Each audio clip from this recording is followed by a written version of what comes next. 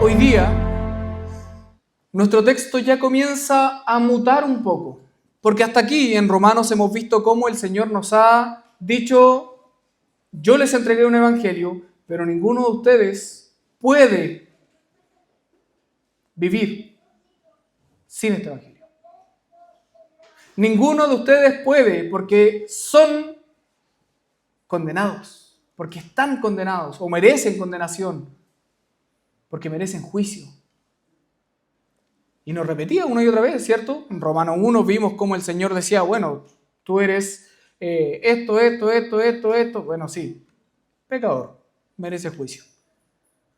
En Romanos 2 vimos cómo Pablo nos decía: mira, eres judío o eres griego, pecador. En Romanos 3 vimos cómo finalmente, de hecho el texto que predicó Rodrigo, decía: no hay bueno ni aún uno. Y yo les pregunto, ¿alguno de ustedes merece la bondad de Dios para con nosotros, siendo Dios perfecto, santo, justo y recto? Ninguno. Pero el Señor nos entrega su bondad. Por eso la semana pasada terminábamos con que el Señor nos ha justificado por medio de la fe. El Señor envió a su Hijo Jesucristo a morir por nosotros, y nosotros, creyendo en esa obra tan maravillosa, somos entonces justificados.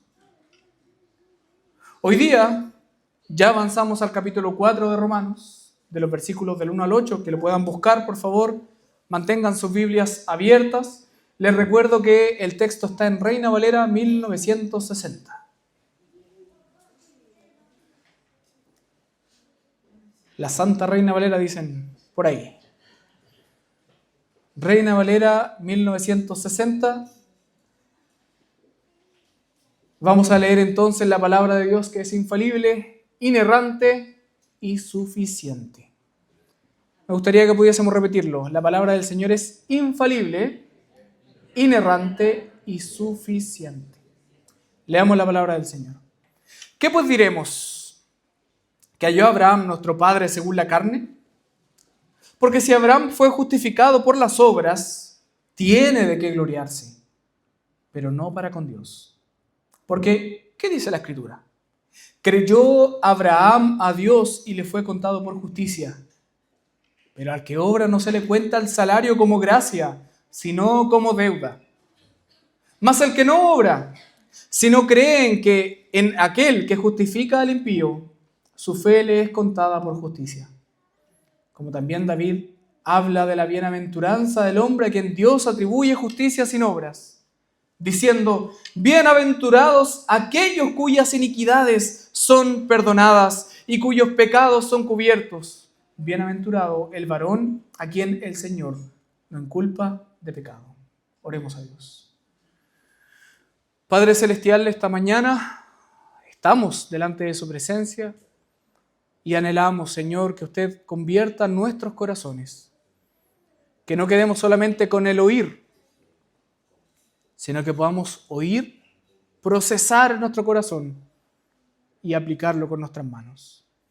Señor, si hay algo en lo que estamos haciendo mal, dénoslo a comprender para poder aplicarlo, Señor. Primeramente arrepintiéndonos delante de usted, pero también confiando en la obra soberana de nuestro Señor en la cruz. Señor, que esta palabra cale profundamente en nuestros corazones y que verdaderamente podamos vivir delante de su presencia en santidad y piedad. Le pedimos esto en el nombre de Cristo Jesús. Amén. Como ya hemos visto, a Pablo le ha tocado responder diversas preguntas, ¿cierto? ¿Se acuerdan cómo era esta pregunta-respuesta de la que habla Pablo? ¿Se acuerdan? ¿Cómo se llama esto? Una diatriba, ¿cierto? Y les dije hace algunas semanas atrás que si ustedes tenían dudas podía hablar con el hermano Jorge. ¿Sí? Entonces Pablo responde a través de diatribas, ¿cierto? Preguntas que podían surgir en la iglesia a causa de la idea judía de salvación. Uno de los principales problemas internos en que los judíos de la iglesia seguían usando sus antiguos documentos de interpretación como lo era la tradición oral y también los Targum. ¿Ya? Los judíos tienen esto, son como comentarios bíblicos, digámoslo así, pero son inspirados también. Para ellos, por supuesto. Documentos que afirmaban que debían cumplir la ley para agradar a Dios y usaban palabras como esta, lo que vemos acá abajo, en el Kiddushin 4:14. Dice, encontramos que Abraham, nuestro patriarca o nuestro padre, cumplió toda la Torá entera antes de que fuera entregada. ¿Se fijan esto? Para los judíos, Abraham cumplió la ley.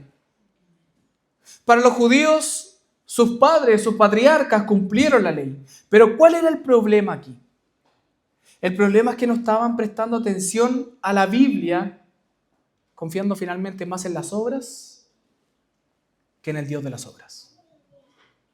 Por ello Pablo usa a los personajes más venerados por los judíos. ¿Cuáles eran los personajes más venerados por los judíos? Abraham, considerado el padre de la fe, y David, el rey conforme al corazón de Dios, y les asegura que ellos no fueron salvados por las obras de la ley, sino que tanto Abraham como David fueron salvados por la fe. Fueron salvados por la fe. Por eso hoy día vamos a ver tres verdades que este pasaje nos enseña con Abraham y con David como testigos de la justificación por la fe desde esos años hasta nuestros días. Primero, la primera verdad es que Dios demanda tener fe. La segunda verdad es que Dios demanda una fe que se recibe solo por la gracia. Y tercero, Dios demanda una gracia que nos lleva al gozo. Si se dan cuenta es como una escalera, ¿cierto? Dios te demanda fe, esa fe no viene de ti, sino que viene de la gracia, y esa gracia que no viene de ti, te lleva efectivamente al gozo de Dios. Teniendo esto en mente, entonces, el título de la predicación del día de hoy es ¿qué demanda Dios de un pecador? ¿Qué demanda Dios de un pecador? Lo primero que el texto nos dice es que Abraham nos enseña a tener fe. Dios nos demanda fe. Versículos del 1 al 3.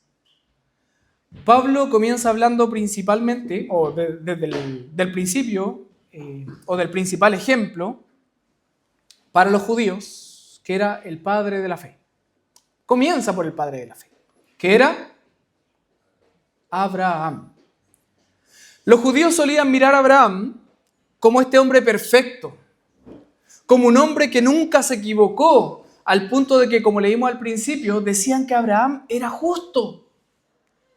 Él se había salvado por las obras porque había cumplido la ley incluso antes de que viniera la ley. Por eso él era el padre de la fe, porque creyó en el Dios de la ley y cumplió la ley.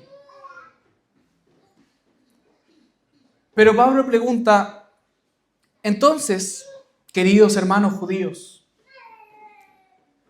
¿Abraham es justo por la carne? O sea, por sus propias obras. Y la respuesta es que si Abraham hubiese sido justificado por sus obras, no habría necesidad de un Salvador. Porque el hombre podría por sus propios medios llegar a la justificación. Cuando muchas personas hablan que el Antiguo Testamento se salvaban por las obras de la ley, mentira. Díganme una sola persona en el Antiguo Testamento que pudo cumplir la ley completamente. Ninguno. Así lo vimos en Romanos 3, que decía, no hay justo ni aun uno. No hay nadie que haga el bien. Porque todos se equivocan, a lo menos en una parte de la ley. Y si Dios es perfecto, te equivocaste en una sola cosa, entonces mereces juicio de Dios. Hermanos, imagínense, si Abraham hubiese sido perfecto, ¿él sería Dios? ¿Hay otro perfecto fuera de Dios? Nadie. Abraham no era Dios. Ahora piensa en esto. Puede que Abraham haya sido un hombre justo ante los hombres. Y quizás sus obras malas podrían, porque conocemos la historia de Abraham, ¿cierto? Podría ser una hormiga en comparación con sus tremendas buenas obras. Como queriendo decir, ya, pero si no es tan malo. ¿Quién de nosotros ha dicho eso? Bueno, si en realidad no somos tan malos. Igual hacemos obras buenas. Pero entonces nos preguntamos, ¿qué exige Dios de ti? Perfección. Dios exige perfección. ¿Hay alguno perfecto aquí que no se haya equivocado nunca? Que levante la mano. Nadie. Si Dios aceptara solamente un pecado de nosotros, uno solo, un pecado delante de su presencia, ya no sería santo, ya no sería justo. Solo imagínense ustedes, si un jurado en un juicio deja pasar a un ladrón, ¿sería justo o injusto? Si lo deja libre. Injusto, porque merece juicio. ¿Y el Señor que es perfecto? Y si el Señor no fuese perfecto, no podría salvarte, porque no sería Dios. Piénsalo. Imagínate que te estás ahogando en el mar, en pleno mar. No importa si estás a 100 metros de profundidad debajo del mar o estás a 10 centímetros de salir. Si te estás ahogando, te estás ahogando. No importa qué tan profundo estés. De la misma manera, no importa cuántas buenas acciones acumules en tu vida. Basta con un solo pecado, hermanos, uno solo, para que quedes fuera del estándar de un Dios santo. Así que la pregunta nunca fue, ¿seré tan malo como dicen los cristianos que soy? La pregunta es, ¿fui perfecto delante de un Dios santo? Y ninguno de nosotros, ni siquiera Abraham, podría responder que sí. Con solo decirles que Abraham fue, para salvarse a sí mismo, entregó a su esposa para que la violaran. Y así el salvarse. Por eso la Escritura no dice que Abraham trabajó por su justicia. Dice algo distinto. El versículo 3 que nos dice, creyó Abraham a Dios y le fue contado ¿por qué? Por justicia. ¿Qué es ser contado? Ser contado es un término de contabilidad. Es como si Dios abriera una cuenta en nombre de Abraham y depositara ahí una justicia que Abraham nunca produjo por sí mismo. Él no ganó esa justicia, sino que le fue acreditada. Y así ha sido siempre. La fe no es un mérito que compra la salvación. La fe es confiar en que la obra de Jesús es suficiente. La obra de Jesús es suficiente para ti. Necesitas a Jesús. Ven a Jesús. Vive para Jesús. Porque fuera de Él, fuera de Jesús, no hay salvación. Lo segundo que Pablo nos dice es que Dios demanda una fe que se recibe solo por la gracia. Versículos 4 y 5. Pablo ilustra con algo que cualquiera podría entender, porque lo vivimos todos los días los que trabajamos, ¿cierto? Que es la idea del trabajo y del salario, o el sueldo mensual. Supongamos que trabajaste un mes completo. ¿Está en la idea? Y tu jefe a fin de mes no te paga el sueldo. Maravilloso. ¿Cómo te sentirías? ¿Te sentirías bien o te sentirías mal? Te sentirías mal, po. ¿Por qué? Porque es injusto. Porque lo justo sería que si tú realizaste una obra durante un mes completo, a fin de mes te llega por derecho aquello que tú hiciste, porque tú trabajaste para eso. Porque tú trabajaste para poder recibir ese sueldo. Pablo lo dice así: al que obra no se le cuenta el salario como gracia. No es como que tu jefe te esté diciendo, oye, muchas gracias, que tú le tengas que decir al jefe, muchas gracias por el sueldo que me estás dando. No, porque eso es algo que te pertenece. Pablo dice, al que obra no se le cuenta el salario como gracia, sino como deuda. Versículo 5, al que no obra, sino cree en aquel que justifica al impío, su fe le es contada por justicia. Fíjate en la palabra que usa Pablo, impío. ¿Sabes lo que es un impío? Se repite constantemente en la Escritura. Pablo nos dice que Dios justifica al que casi lo logra. Al que se esforzó mucho. No, yo me esforcé toda mi vida para poder llegar hasta aquí. O al que se esforzó mucho para poder justificarse a sí mismo. Dice que Dios justifica al impío, al que no tenía absolutamente nada que ofrecer. Ahora la pregunta, ¿un impío es alguien que no tiene nada que ofrecer?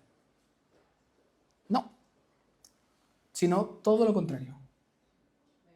Impío significa una persona que carece de piedad, o sea, una persona mala.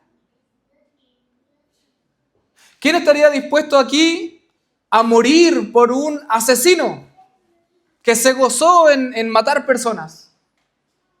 Nadie. Pero el Señor murió por ti y por mí. A lo mejor tú no matas a personas, pero Jesucristo dijo una cosa. Tú pensaste en tu corazón en tener rencor contra tu hermano. Eres un asesino. El estándar de Jesucristo es aún mayor que el estándar de los judíos. Por lo tanto, si a nosotros que no trabajamos, Dios nos regala la justicia de todas formas, esto ya no es una deuda. Dios no me debe la salvación. De pura gracia, el Señor me salvó. Dicho de otra manera, Dios no te debe nada. Porque todo le pertenece a Él y aún así nosotros le debemos todo. Y aquí está el corazón de todo el Evangelio. Si tu salvación dependiera de tus obras, entonces Dios te debería una salvación. Como si te tuviese que dar un sueldo a fin de mes. Pero si la salvación dependiera de ti, si la salvación dependiera de nuestras obras, entonces, hermanos, nosotros tendríamos la posibilidad de exigir una salvación. Señor, yo soy justo, dame la salvación. ¿Pero qué pasa cuando falle? Fallamos todos los días. ¿Podrías sostener la salvación? La perderías todos los días. Dicho de otra manera, ¿puedes perder algo que nunca ganaste? La salvación no se pierde. La salvación permanece a través del tiempo por la gracia de nuestro Señor, porque no te pertenece. La Biblia bien dice, la salvación es de Jehová, no es tuya, es de Él. Pero como tu salvación depende únicamente de la obra de Cristo en la cruz, su justicia perfecta te es imputada a ti y por lo tanto eres declarado justo. Y ahí nosotros nos preguntamos, Señor, ¿quién soy yo? ¿Quién soy yo que he dañado a mi esposa, que he dañado a mis hijas, que he dañado a mi hermano? ¿Quién soy yo? ¿Que le he fallado a mis padres, que he desobedecido a mis padres? ¿Quién soy yo?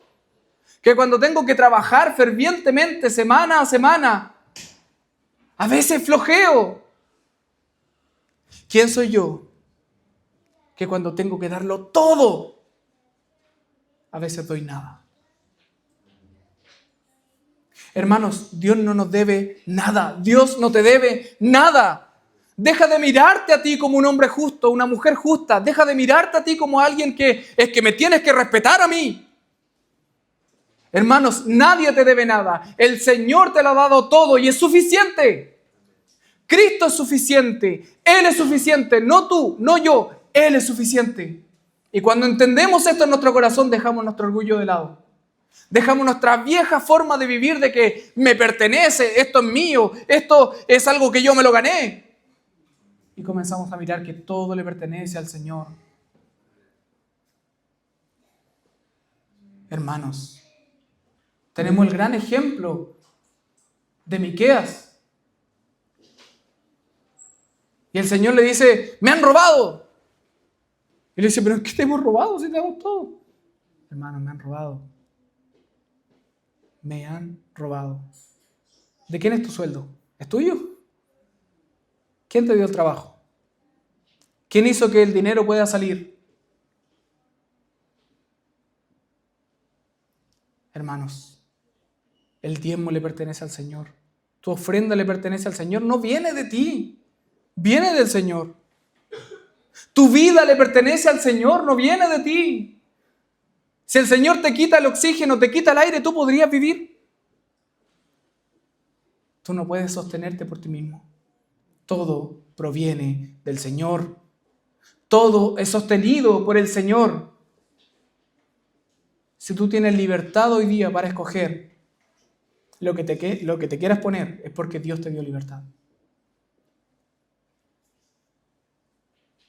Hermanos, este fue el corazón del Evangelio que redescubrió la Reforma Protestante del siglo XVI. Yo no soy salvo porque hice algo, porque doy plata a una iglesia, porque venero a un santo o porque hago muchas buenas obras, sino simplemente porque Cristo lo hizo todo. Su justicia fue puesta a mi cuenta, una cuenta que estaba vacía. Y si lo miro en retrospectiva, es como una tarjeta que la reventé llena de deudas. El Señor dice, yo la pago en la cruz. Esa es exactamente la historia que se repite en toda la Escritura. Dios elige, Dios le da un mandato, el hombre falla, el hombre es culpable, pero Dios salva. Pueden decir, miren al pueblo de Israel, ejemplo. El pueblo de Israel caía. Y el Señor decía, son mi pueblo, son mi pueblo, son mi pueblo, son mi pueblo, son mi pueblo. Y podríamos decir, pueblo de Israel, yo lo haría mejor que Adán incluso. Pero hermanos, créanme que no. Al primer intento ya fallaste. Al primer intento ya fallaste. Hermanos, en cada uno de estos relatos, lo único que Dios pidió siempre es, crean en mí. Confíen en mí. Abraham creyó y le fue contado por justicia, a pesar de lo que él era. Como dijo Agustín de Hipona, Señor, dame lo que pides y pídeme lo que quieras. Porque aún las buenas obras provienen de mi Señor. Y lo tercero entonces que nos dice Pablo es que esta gracia que viene a nosotros nos lleva al gozo. Pablo no se conforma solamente con un testigo. Pablo no dice solamente, oye, miren a Abraham, sino que ahora dice, miren a David. Y este hombre quizás es el más sorprendente de toda la Escritura. ¿Por qué? ¿Quién es ese tal David para citarlo por Pablo? Muchos pueden recordar a David, por ejemplo, de David y Goliat. ¿Se acuerdan de esa historia? Muchos pueden recordar a David como el autor de la mayoría de los salmos. Incluso muchos recuerdan a David como el siervo del Señor. ¿Se acuerdan de eso? Es repetido constantemente, ahí viene mi siervo. Pero, y quiero que prestes atención en esta pregunta. ¿Qué pasaría si te digo que a la vista de nosotros, en nuestra iglesia de hoy día, él sería el desechado de la iglesia? ¿Me creerías? Considera esto. Antiguamente, cuando en un reino estaba en guerra, el primero que salía en la batalla, ¿quién era? El rey. El rey iba adelante. Como un buen líder, tenía que ponerse los pantalones, la corona y decir, aquí vamos, mi pueblo. Pero en una ocasión, David prefirió quedarse en Jerusalén. Flojonazo. Y en el abandono de sus deberes, David vio una mujer hermosísima llamada Betsabé. Una mujer que se estaba bañando, dice la Biblia. O sea, anduvo figoneando. Esa mujer era la esposa de Urías, uno de los guerreros más fieles del reino de Israel. Él la manda a llamar, ¿cierto? Le dice, no, mujer bella, quiero que seas para mí. La toma por mujer y ella queda embarazada. No era su esposa. Y cuando el esposo de esta mujer llega a la ciudad, David se asustó porque dijo, viene el esposo, viene vivo, ¿qué voy a hacer? Y le dice, ya Urías, anda a acostarte con tu esposa. Disfruta, descansa, yo te puedo preparar una cena, no sé, ahí te mando a mis siervos. Estoy poniéndole la historia. ¿Qué hace Urías? No, señor. Estamos en guerra y yo soy fiel a mi señor. Cuando termine la guerra, ahí vamos a disfrutar entonces con mi esposa. Pero por ahora, aquí estoy. Y se quedó a la afuera del reino. ¿Qué hizo David? Pensó más mal todavía. No suficiente con quedarse con su esposa. Le escribe una carta y le dice, general, por favor, vaya. Lo manda a la batalla. Pero no en cualquier parte de la batalla. Primera línea. Aquellos que morían. Y así fue. Murió. Fíjense. Adúltero, asesino, mentiroso. Entonces de repente aparece un profeta llamado Natán. ¿Habían escuchado a ese profeta? Gran profeta Natán. Le contó una parábola. Le dijo, mira, habían dos hombres. Había un hombre que era un dueño de incontables rebaños. Y había otro hombre que tenía solamente una corderita que la criaba y la amaba como si fuese una hija. Un día, al recibir a un viajero, el hombre rico va y en vez de coger de la multitud de sus corderos, prefiere ir y matar la corderita de este hombre pobre. ¿Y qué hace? Arrebata la corderita, la mata y se queda con esa corderita. Y David le dice, lleno de ira, de enojo, ¿cómo es posible que eso suceda? ¿Cómo es posible? ¡Qué injusto! Ese hombre va a tener que pagar 4 veces lo que hizo y a la corderita que mató. Y no es suficiente. ¡Que muera! Y Natán le dice, David, ese hombre eres tú. Teniendo todo en tu reino, Dios habiéndote dado prosperidad, Dios habiéndote dado una gran posición, una gran corona, un enorme reino, una gran vida, has tomado la única alegría de Urías. Y recién ahí David se da cuenta y dice, a diferencia de muchos de nosotros, que cuando nos damos cuenta que pecamos, él dice, he pecado contra Jehová. ¿Y qué hizo el Señor? Le perdonó la vida. La consecuencia es que tu hijo va a morir. Viene enfermo, va a morir, pero te perdono. Y entonces David escribe el Salmo 32, que es el citado por Pablo, y dice, bienaventurado el varón que ha sido perdonado y su pecado ha sido cubierto. Bienaventurado tú, hermano, que se te ha perdonado toda la maldad de tu vida. Bienaventurados nosotros que hemos sido salvados aun cuando no merecíamos esta salvación. Felices, porque eso significa bienaventurado. Felices la iglesia de Cristo, porque aun cuando debiésemos ser juzgados y condenados, Jesús nos ha mirado con compasión y con amor. Porque dice que tú y yo somos su especial tesoro.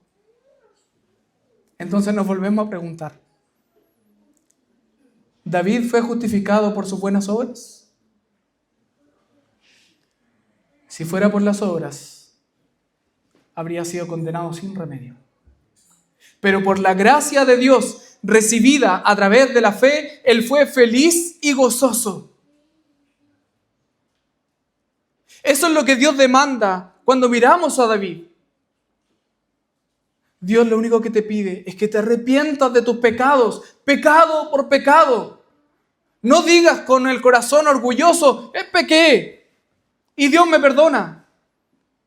Sino anda y di, Señor, pequé porque pensé mal de mi hermano.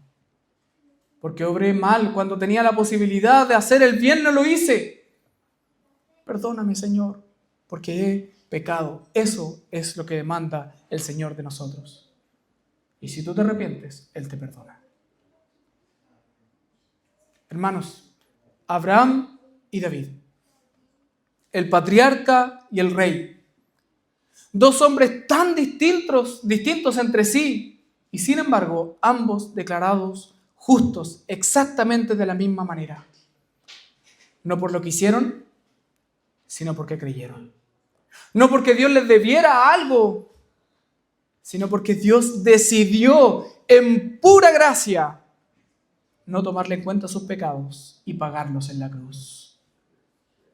Esa es tu vida. Dios dijo un día: yo decido salvarte a ti, amarte a ti, morir por ti y darte la fe para que puedas creer en mí. ¿Tú crees en Jesús hoy? Es porque Cristo te ama. ¿Te has arrepentido de tus pecados? Es porque el Señor te está perfeccionando. ¿Estás esforzándote en amar más y más a Dios? Es porque Él te amó primero. Hermanos, qué gran noticia. Qué gran noticia, porque no tenemos que hacer nada para ganar esta salvación, nada para mantener esta salvación, nada para defender esta salvación, y mucho menos andar con el temor constante de que voy a perder esta salvación, porque es el Señor el que la sostiene por mí. Así que hoy día no vengas mostrando tu currículum espiritual. Yo he hecho esto. Ven como Abraham. Simplemente cree. Ven como David. Reconoce tu pecado y confía en que ya fue cubierto por la sangre del Cordero. Porque Dios no te debe nada. Y sin embargo, en Cristo te lo ha dado todo. Oremos al Señor. Señor, Padre Celestial, a quien hoy día podemos llamarle Padre bueno, no porque yo pueda reconocer en mi mente que usted es bueno, sino porque Cristo mueve mi corazón y el Espíritu Santo habla, Señor, estas palabras para agradecerle porque es bueno. Señor, hoy día reconocemos, gozosos y felices, que Cristo murió por mí. Esa terrible obra que vemos en los evangelios, que fue profetizada en el Antiguo Testamento, que fue cumplida en Cristo y que transforma el mundo, es la obra que nosotros recibimos por fe. Señor, que esta iglesia pueda creer en fe, que esta iglesia pueda orar en fe, que esta iglesia pueda actuar en fe y que no nos quedemos, Señor, en cuatro paredes, sino que podamos salir por el mundo, predicar el Evangelio, servir a lo que siempre decimos y que usted nos manda, al necesitado, a la viuda, al huérfano, a aquel que necesita de Cristo Jesús. Padre, que esta su iglesia sea usada por usted para su gloria, que sea movilizada, Señor, por el amor a Cristo y que pueda hablar con denuedo la palabra de verdad. Señor, derrame su Espíritu Santo sobre ellos, derrame su Espíritu Santo sobre nosotros para vivir, para sentir incluso, para actuar y para mirar con compasión a aquel que lo necesita. Que esta su palabra cale profundamente en nuestro corazón, no por quien la predica, sino porque Dios está hablando y no ha dejado de hablar a través de su palabra. Bendiga a la Iglesia Presbiteriana de Osorno para que semana a semana crezcamos en gracia, en sabiduría y en acción. Le pedimos todo esto, Señor, en el nombre de Cristo Jesús. Amén. Amén.